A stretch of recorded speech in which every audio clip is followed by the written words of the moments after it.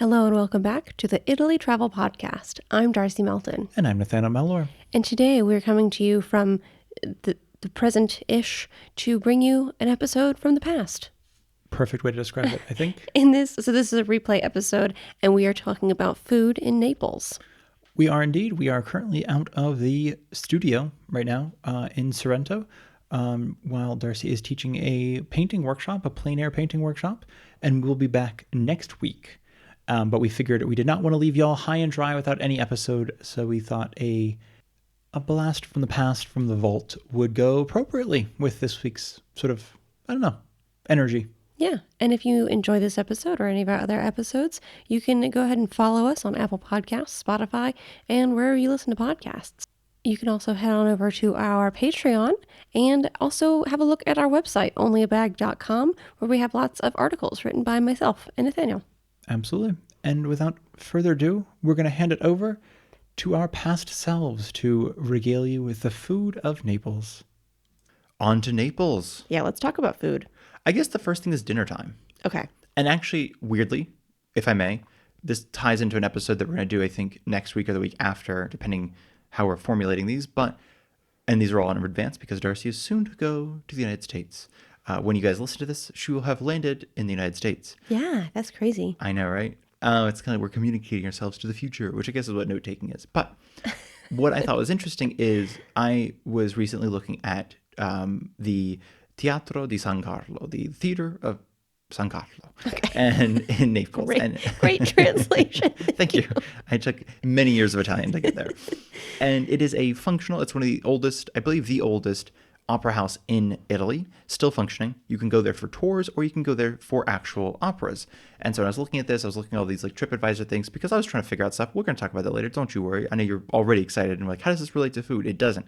But somebody had a very important question of, wait, I don't understand. If dinner time is like if restaurants are open until 7:30 and the shows start at 7, when do I have dinner?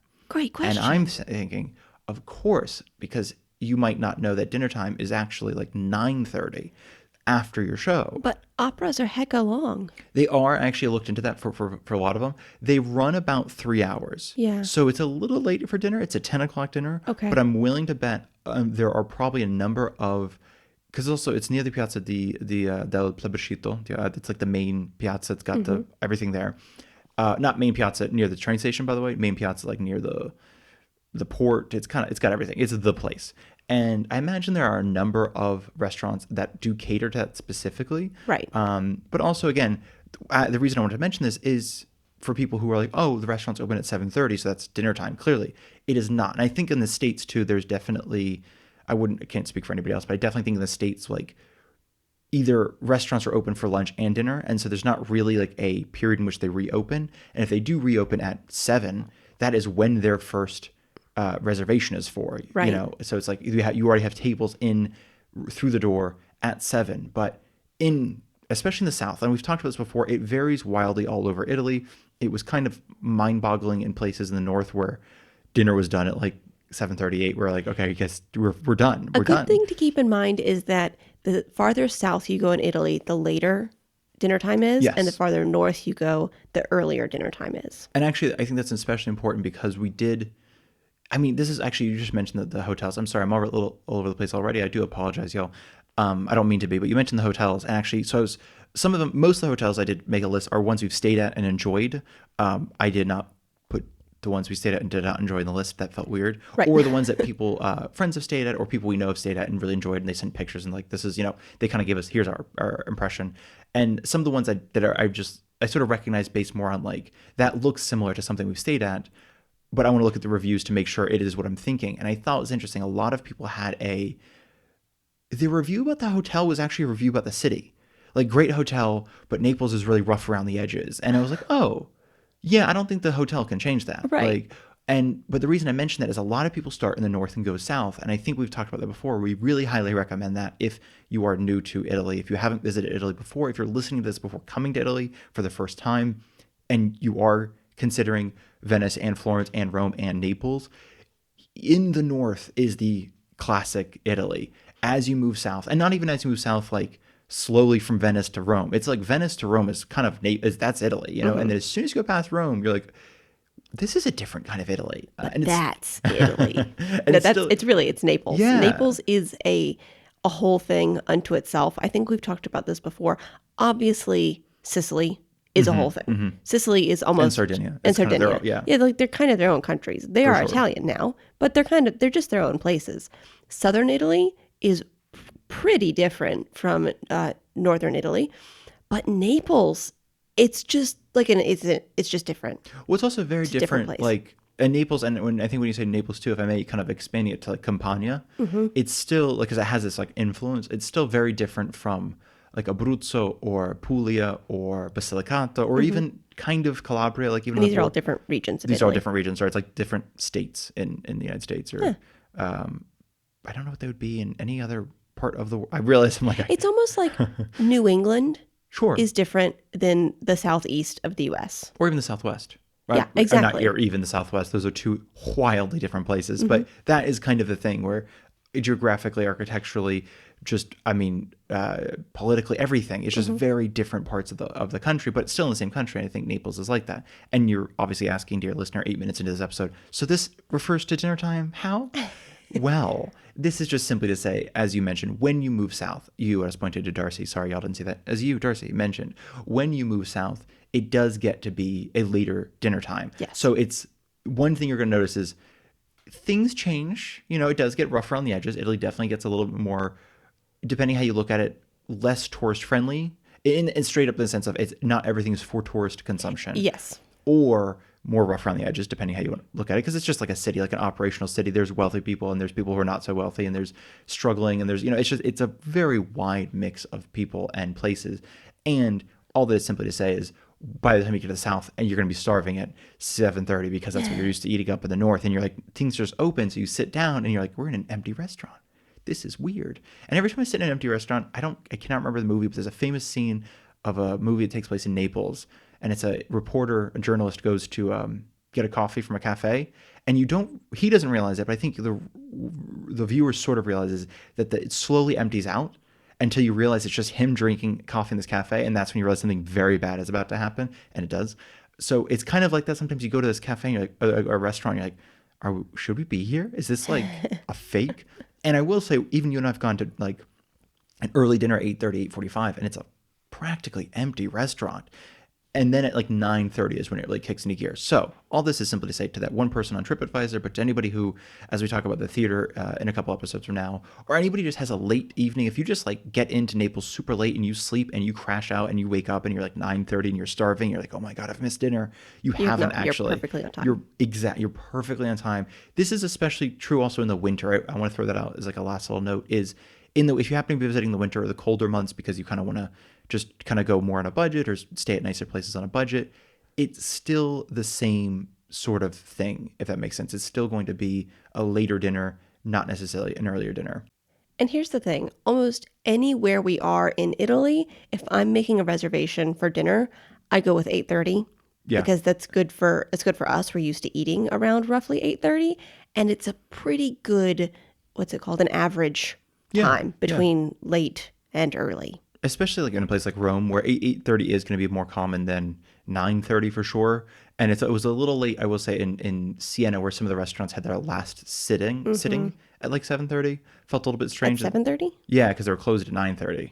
So I think there's a couple ones you and I went to at 8:30, and they're like, oh, we're about to close in like an hour. And we're like, oh, never mind, we're leaving.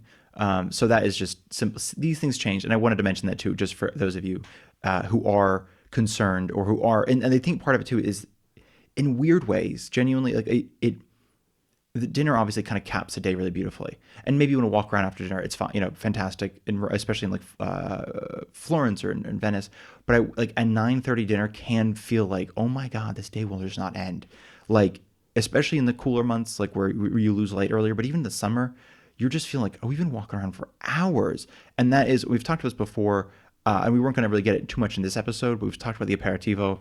We do recommend, especially if you're in the South, just enjoying the aperitivo. So at 7:30 or so, finding a bar, having a beer, having a soda, having a Aperol Spritz, Campari Spritz, soda, something like that, just to sort of like, sit, enjoy, and then ease into dinner. It is a nice way to do it because that way it doesn't feel as if like you need to pack things in until 9:30. And again, as you mentioned, for us, we have dinner at 8:30 as well. So you're not going to be out of place at 8:30. It's just you might go to a restaurant that was recommended to you at 8:30, see no one there, and think you've been like sent to some weird tourist restaurant or something like that. And you're like, this is empty. Nobody actually eats here. And you might not notice until 9:30. You're like, oh, I was just way too early. Yes, I agree.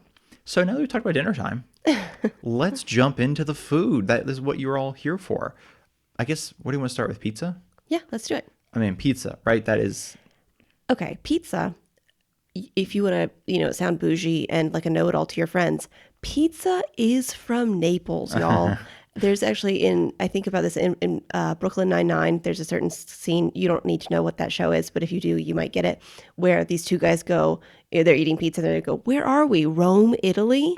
And I think about that frequently. It lives rent-free in my head because pizza is not from Rome. Pizza is from Naples. And I'm willing to start a fight over the fact that Roman pizza is not good at all.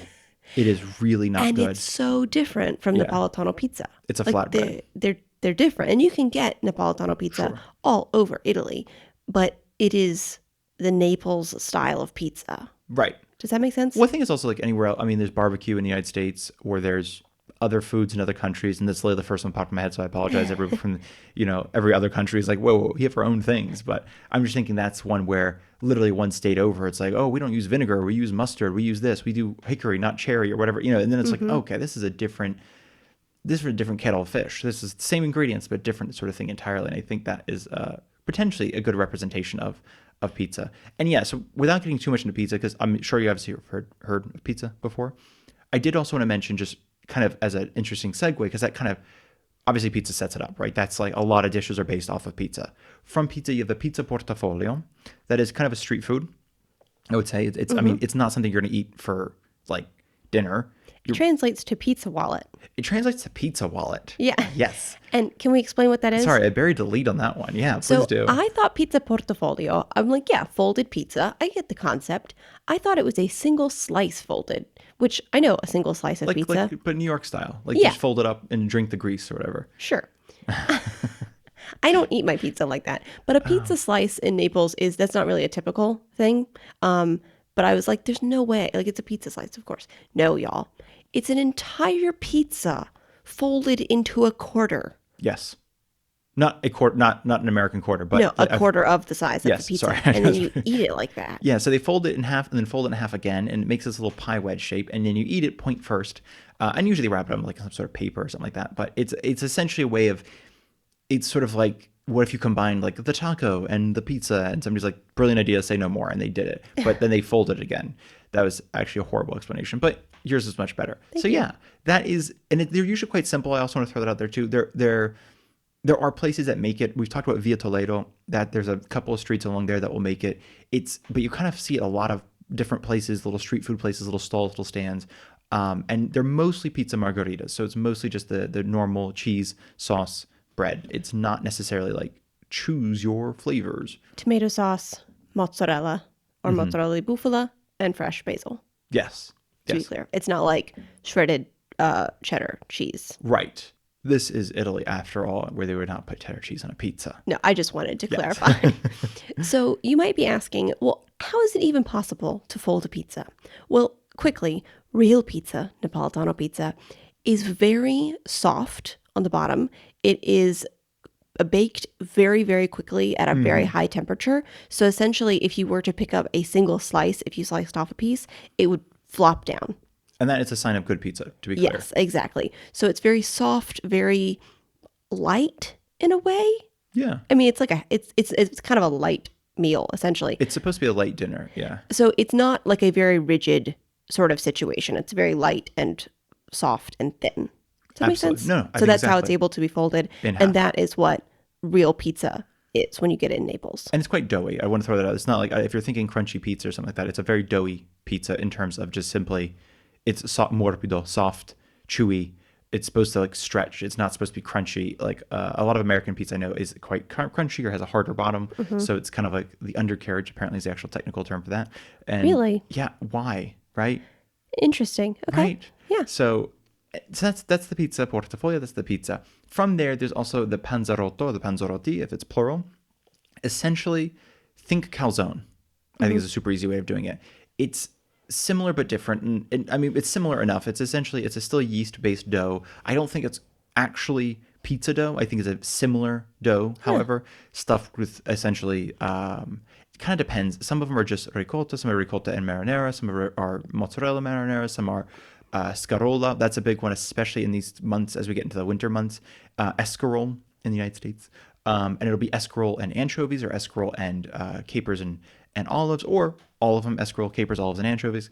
So that's really common. But it's essentially, panzerotti is essentially just a calzone, usually fried, sometimes baked instead, if you are somebody who prefers the healthy version of a stuffed piece of bread. And then from there, there's also the pizza fritte. Yeah, I don't love these. I love that we gave you that one to pitch to people. So they're really cute, though. Okay, so essentially, a lot of these are sort of street food style things. The pizza portafoglio, the panzerotti, those are street food things. You're probably not going to get them at a restaurant. And so is the pizza fritte. So it's like a little, I don't even know how to describe that size, like a 6-inch little fluffy fried dough situation in a circle with a little bit of tomato sauce on top. Like literally a dab. Yeah, just right in the middle. Bloop. Yeah. Super cute. Does it have cheese? Yeah. Okay. Like the little granulated cheese. Okay. Granulated cheese? Grated cheese? Well, it's not grated. It's kind of like granulated. Oh, yeah. It's kind of know? like if you took some Parmesan and kind of squished it up in your hand. Like big chunks. And then a little bit of fresh basil on top. It What looks more do you need? amazing. I haven't had one that I have enjoyed. Yeah, that's a fair assessment. But maybe that's just me. It's also, again, it's one of those things, we talked about this in the previous episode, I think, that most food in Naples that is a street food will be fried. Naples love frying things. I love it. As somebody from the South, that's near and dear to my heart. So I love that you said heart like you have a Southern accent. It's near and dear to my heart. I loved it. And so I just want to throw that out there in terms of, essentially, if you're thinking, I can't do another fried food, a lot of this is fried. Yes, but not everything. But a lot of the street food in particular a lot of is the fried. street food is. In case we're wondering what is the similar consistency thing here, they're all fried. Yeah. So a big Napolitano thing is the cuopo. Yeah. Is it fritte cuopo? Cuopo fritto? I think it's just on it. A lot of people just say cuopo. Okay. Or even write it as cuopo. And it's essentially a cup of fried seafood, usually, right? Yeah, that sounds disgusting when you say it like that. But yeah, it's a paper cup, if that makes it sound any better. If it's a cone, really. Like it's, and if you've actually been, I mean, you've been anywhere in a lot of places, but it's essentially, they take a piece of yellow paper. It's supposed to, I think originally it was like a straw paper or something like that, but now it's just paper, and just fold it into a cone or roll it into a cone. They also, this is if you're ever going to get castagna, chestnuts, they'll serve it like that as well. But yeah, and then just plop a bunch of fried food in there. Yeah, so often, and you can choose what goes in it, right? Sure. Okay, so you'll go up to the stall essentially, and it will be fried calamari, anchovies, sardines fried. Sometimes they have supli or arancini, which I love, which is like a fried, well, this is a bit different, but it's essentially a fried ball of rice with tomato sauce cooked with the rice, and then in the center is a piece of mozzarella. Often, sometimes it will have meat in it. And I will say Naples has their own version. Yeah, so what comes in the cuopo is not that exactly. It's like a little fried rice ball. Basically. Okay. Yeah. And there's also the croccata di patate, potato croquettes. And this is a note for if you are vegetarian or vegan, watch out because a lot of this stuff will be seafood. If you are vegan, often the potato croquettes and sometimes the rice balls will have cheese in them. Yeah. And obviously, too, they're going to be probably all fried in the same oil, so don't be too surprised if it tastes a little bit fishy. Exactly. Do you want to talk about the frittata di pasta? So that's an interesting one, and it's kind of, I don't know, I imagine it's one of those ones that, like, well, one day, if they haven't already, I no longer have an Instagram, but I imagine it's going to like make the rounds on social media, like on TikTok and stuff, because I feel like certain foods that are like fun foods end up on social media, and people are like, you got to try this thing. Rediscovering them. Yeah, exactly. And you're like, you didn't know how to rediscover that thing. That thing's nasty. But this is not that thing, obviously. And as a weird little like side note to this, before we even starting into this, in the early 2000s, Gabriele Bonci, he's a kind of a, he's a baker out of He's like a well-known baker. super well known. Yeah. Super well known famous, baker out of Rome, specifically Ostia, I believe. Super famous now. He was kind of a celebrity chef for a while, and then sort of had a bit of a period where he was sort of doing work on himself and just focusing on food, and he kind of reemerged, and he has these bakeries in Rome. If you're ever there, Bonci's phenomenal, by the way. He also has one called Pizzeria, which is the pizza a taglio, like pizza by the slice. That's also his. That's just phenomenal, genuinely. More expensive than some of the other places, but Far more expensive. absolutely worth it. Yeah. For like it's at least like one time to go, it's definitely really worth it. But I think in like the early 2000s, he got really famous because he's like, what if we took the supli, and instead of doing it, because they were doing like cacio pepe supli and this and that and all sorts of like a Roman flavor rice supli. He's like, what if we did cacio pepe, the spaghetti, and then fried that in the same breading and stuff, and made a cacio pepe supli that is just the fried pasta. Brilliant idea. Brilliant. Like you take amazing pasta dish and you fry it. I mean, come on, that is instant win, right? That's amazing. Everyone loves you. And I think, secondo me, according to me, it's kind of very much inspired by the frittata alla pasta, which is For sure. essentially you take leftover pasta. I mean, not when you get it now, not anymore. Sorry, let me rephrase that. Traditionally, the day after, when you have like leftover pasta, and I mean like usually it's typically like a pasta that's unsauced. It's just like you made a bunch of sauce, you made a bunch of pasta, you had too much pasta for the sauce, you keep the pasta, we'll do something with it, we'll figure it out. Then somebody was like, what if we added it into a frittata with eggs and made it just like a slice of pasta frittata, as the name implies, which is what the pasta, I think it's pasta alla frittata alla pasta is. And it typically, again, if you're a vegetarian, it usually has pancetta in it or some kind of meat, sometimes guanciale, something like that, usually some sort of pork thing. But it is hefty. Like it is, that hits you in the tummy. So it's not a light meal. It is that will keep you going. That'll keep you through some deep winters. But now I did the Southern accent one, and it keeps coming out in my head. I'm like, don't use it. So that being said, yeah, there's a frittata alla pasta. It's and there's different ones too. Frittata di pasta, I think. Frittata di pasta, scusami. Of the pasta is what I was thinking. The frittata of the pasta. So sorry.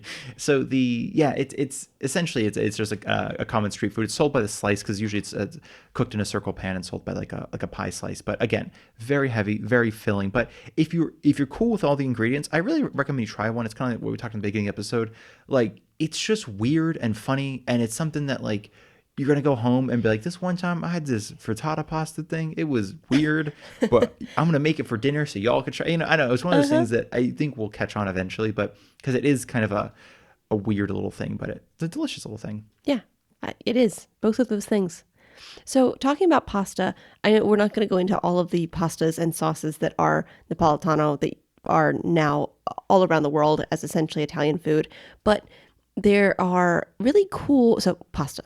There's pasta in Naples, obviously. If you don't want to go to a restaurant for it, there are several takeout pasta, like bodegas. It's not a bodega. It's a little like hole in the wall, quite literally a hole in the wall. Yes, it's exactly what it is, which is not typical in Italy. I know we've talked about like in Florence, sandwiches are very popular for a little takeout food. In Venice, slightly differently. What are the little half a little piece of bread with little toppings? Yeah, like the tramezzino type things, but not really. No, the not the cicchetti, not the cicchetti. Oh, yes, it's a little piece of bread with little toppings on top. Oh yeah, of course. Basically, my thing is that in various regions, there are little quick bites that are typical of the region, and you might think that there's takeout pasta everywhere. There is not. That is my point. However, in Naples, there are several takeout pasta places where you can get typical Italian fresh-made pasta to go, and it's really inexpensive. It's like €5 for a little bowl of pasta. A good portion of pasta, which is just super cool. And of course, there's various flavors, various amounts, things like that. I mean, like a lot of them are kind of make your own. A lot of the ones we've been to are like sort of, I mean, some of them are just ragu or whatever it is, but it's like ragu with this, ragu with that, ragu add this, ragu add that. So it's kind of like the base will be, and I say ragu, especially again, if you're vegetarian, not for you, because ragu, just as a thing, ragu is meat, bolognese, meat. A lot of, I'm saying that to somebody who's, if you're just like, oh yeah, I don't know what this pasta sauce is, sounds fun. I have ragu in the States, and I honestly don't know in the States. Like I know there's also the company of jarred sauce. It is kind of confusing, yes, because the company is called ragu, and they just do tomato sauce. Yeah, sometimes. With a variety of different things, and a lot of them don't have meat. So it can be a little confusing. So if you see ragu, just assume meat. And again, so a lot of these pasta sauce will be sort of like kind of a mix and match, but usually within a certain family of sauces, if that makes sense. Sure. Much like, but not entirely the same as the IKEA in Salerno, which is ridiculous. But if you go to the city of Salerno, which is near the Amalfi Coast, has an IKEA. And it's the one that we've been to that has a pasta bar. Mm-hmm. It's wild. I don't understand. You go there and they're like, what kind of pasta you want? You choose the pasta and you choose the sauce. They put it together. They give it to you for like €4 or €5. It's ridiculous. It's very quick. This is the first IKEA I ever went to. We went to one in Atlanta, Georgia. There was no pasta bar there. I was very disappointed. I did not realize it was Italian only. I thought somehow the Swedish had like this like idea to invest it. Yeah, it doesn't matter. The point is, it is not unlike the IKEAs of Italy with their little pasta bars. Yeah, exactly. And that's a super cheap way to have dinner or lunch or anything like that. I think that Naples, as far as food is, especially when you're a tourist, is one of the least expensive places you're going to find. I mean, pizzas have gotten more expensive, I just want to say, at restaurants. Sometimes, like if you go to like the best ones, and we can link the list of the best pizza in Italy. Some of those pizzas, rather than being like €5, which has been typical and is pretty typical where we are, €5 a pizza, will be like 10 or 13 euros for a pizza. But in general, is insane which is very expensive. Yeah. But in general, food in Naples is going to be very inexpensive compared to other cities. For sure. No, and I think too, like even you mentioned the 10 and 13 euros, that is typically going to be just for places that are, it's honestly one of those things, if you ask a lot of people from Naples or people who visit Naples frequently, they are of the idea that you are really going to struggle to find a bad pizza. Yes. And it's just, I think the simple thing of it's a city known for that thing. You cannot survive in a city known for the, like, I mean, again, like the people with, I think, obviously Napolitano pizza is it's a specific type of pizza, but obviously people with a palate for it are Napolitani. So or people from Naples. So it's sort of like they would know best on, if they're never going to go out to a restaurant to have pizza if it's not good, is I guess what I'm getting at. So if you exist in Naples as a pizzeria, then that by itself is just phenomenal. And I will say it's only because like even where we are, we're about an hour and a half from Naples, give or take 2 hours maybe. And anytime a pizzeria opens here and one of the pizzaiolo, the person who makes pizza, worked in Naples, that's usually a thing that people know because that's like, it's kind of like, even if they didn't win awards or anything like that, it's like they just worked and owned a pizzeria in Naples. That's a big thing. It's like, oh, the pizza must be good. So I mentioned that just as a baseline. If you're like, I want to find a good place, chances are, if you're walking around at 8:45, 9, and you see a place that's packed, and especially if you're not hearing English, then it's a good place. And I say 8:45, 9 because again, that is something where the later the better. Typically with a pizza restaurant, it's the first few couple hour of pizza is not good. As it gets later, as the oven gets much hotter, because it's hot at whatever the doors open, 8 o'clock, 7:30, 8. But a lot of Italians have like not even superstition necessarily, but like borderline superstition on if you go too early to a pizza restaurant, it's just not going to be. It's like crepes. Like the first pancake.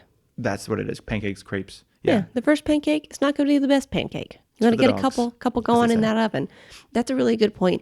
And pizza has become somewhat of a thing during lunchtime, but it's really not a thing at lunch. And that is because it takes so long to heat up the ovens to be the right temperature to make a good pizza that the ovens just can't possibly be hot enough. Like the wood ovens. The wood ovens, yeah. Cannot possibly be hot enough to make a good pizza at lunchtime in general. Right. So if you see it at lunch with pizza, it's either gas ovens, which is not the end of the world. There's a lot of places that make good pizza in a gas oven, or it's they were up at like 3 or 4 in the morning trying to get it hot. So it's a bit of a mixed bag if in terms of looking for good pizza. But again, I just want to throw that in terms of if you're looking for something, anything is good. And really, 6 or 7 euros in Naples is standard. It's also personal. It is a personal pizza. Yes. Even if it looks kind of big on somebody else's plate or something like that, it's still intended to be personal size. However, that does not mean you can't mix. Like if you want half of, basically a lot of restaurants, almost all restaurants will allow you to split. If you want one and you have a partner who wants another one, you can do it. You can split it basically, and you can even ask them. And sometimes they'll cut it in half for you and put them together on the plate. They're not going to do like they will. You can't order half and half. Like exactly. Basically, Thank you. If Nathaniel and I want one flavor, he wants another, we can cut it in half and share. Right. And sometimes the kitchen will do that for you. They'll cut it and put it on the plates, like that. But you can't order half of half with like salami and the other half with mushrooms or anything like exactly that. not like that. They're like, No. no, you choose one of the pizzas we have. It's also, to be clear, like I think in the States and most anywhere else in the world, when you order pizza, you can order like, oh, I want pepperonis and oh, I'll be crazy and have like jalapenos on it tonight. That's not how pizza works here. You order it by the recipe essentially. So like Yeah. there are specific names for each kind of pizza and it will list the ingredients on that pizza. You can ask for it to not have a certain ingredient. Like if I want a pizza and it happens to come with sardines, I don't eat sardines. I can ask them to not put those on, but I can't ask like, yeah, I want some mozzarella and put some walnuts on it and this thing. Not how it works. Does that make sense? That's a great note. Is not that might be a disappointing first experience if you are expecting like, oh, I'm really excited to try this, but I only eat like, unfortunately, if you have a limited diet or if you are somebody who's a more particular eater in terms of like, there's a lot of things I don't like, you can try to mix and match at a pizza restaurant. But also, that being said, if you are somebody who, for instance, doesn't like cheese, a fair number of pizzas do not actually have cheese on them. Likewise, if you don't like marinara sauce, a fair number of pizzas don't have marinara sauce on them as per the recipe. Like they have olive oil and cheese as a base, or just a ricotta as a base, or something else. So, or same thing with the cheese. Sometimes there's just no cheese; it's just marinara. Or yes, really good tip. So basically, often a pizza menu will start with two kinds of pizza.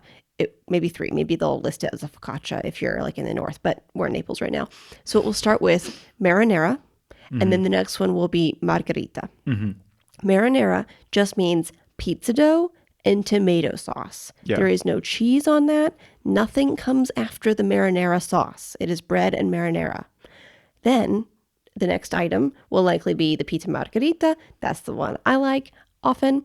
And it's so pizza dough, marinara sauce, which is tomato sauce, mozzarella, and maybe a little bit of fresh basil. Yeah. sure, yeah, And then there's the margherita di bufala often, right? Which is almost the same ingredients, but instead of just cow mozzarella, it's buffalo mozzarella, which is specifically that buffalo mozzarella is from the region Campania, where Naples is. And when you say mozzarella before, I just want to throw it's usually listed as fior di latte on Thank a you. menu. So if you see mozzarella, it's going to be, especially Naples, it's going to be from about a water buffalo. And if you see fior di latte and you're not sure what that is, that the best way to think about that is especially as an American, is what we would consider fresh mozzarella, like in the sense of, and I say fresh, like putting my quotations around it, because usually when you get fresh mozzarella in the States, it's kind of, what is it? Shrink wrapped. Yeah, it's like that. There's a specific brand that makes, I think that like in every grocery store that has it, but it's kind of like shrink wrapped and it's soft and rather than like super easily grateable, you're kind of supposed to slice it. Anyway, point is, it is fior di latte, which is essentially cow's milk version of mozzarella. Not quite the same, but similar enough. Yeah. And of course, from there, just the world is your pizza oyster. Yes. I have to give you guys my last tip on pizza. It's a hot debate, I believe, in all of Italy. It is not. It is certainly not.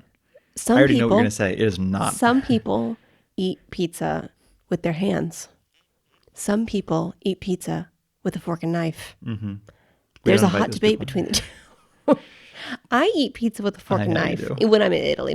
I wouldn't eat American pizza with fork and knife. You often do, actually, frequently. Okay, well, sometimes the giant slice is too hot and too big, so I'll start it with a fork and knife in the U.S., but then I eat it with my hands. But in Italy, it's so sloopy. Yeah. I can't, and I don't like to fold my pizza, so Yeah. I like to eat it with a fork and knife. Which is also, as a genuine note, is simply to say, if you are somebody who prefers eating with a fork and knife, you will very frequently see people eating with a fork and knife in Italy, eating pizza. It's also very common to not eat the crust. So people will, especially in Salerno, Naples, anywhere in the south end Campania where Napolitan pizza is from, they will essentially cut out the inside of the pizza, eat that with a fork and knife, and leave the crust. Mm-hmm. So if But you... the crust is so good. Oh, the crust genuinely is amazing. But if you feel...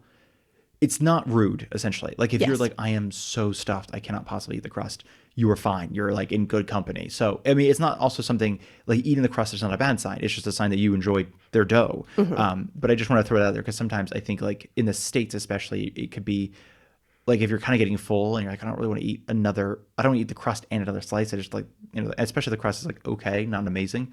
But in Naples, it's totally okay to just skip the crust, eat the pizza. And then if you're still hungry, yeah, go for the crust. Speaking of crust, I did just think of one more tip. It's probably not going to come up, but if you see the phrase lievito di madre, which leavening of the mother essentially is what that means, it's not the word sourdough at all, but it means that they're using Sourdough.